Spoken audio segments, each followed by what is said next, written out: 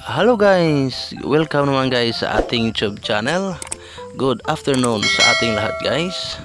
So ngayong hapon guys, andito kami ngayon guys sa tabing ilog para manguha guys ng tiger barb fish para ilagay natin guys sa ating fish fund. So napakaraming tiger barb dito guys sa ilog, no?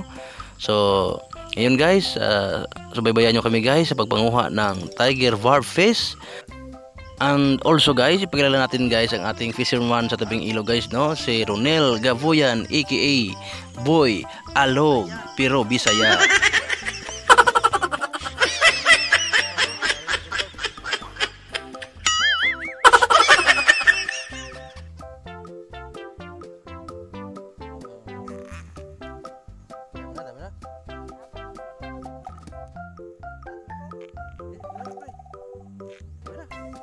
Para manghuli pala guys ng tiger barb fish guys, bali manghuha lang tayo guys ng kuhol at saka basagin lang natin guys ang kanyang shell guys at kunin natin ang kanyang laman guys at saka lagyan ng tali at ilagay sa ilalim ng tubig at hintayin guys na mag-vibrate guys ang tali na inyong ginamit guys. Ibig sabihin guys, nag-start na kumain guys ang fish sa ilalim guys.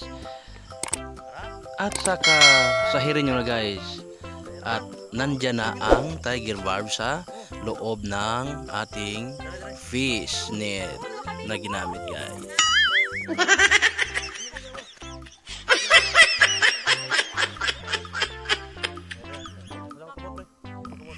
Yan ang tricks ni Ronel Gabuyan guys kung paano manghuli ng tiger barb fish sa tabing ilog. What?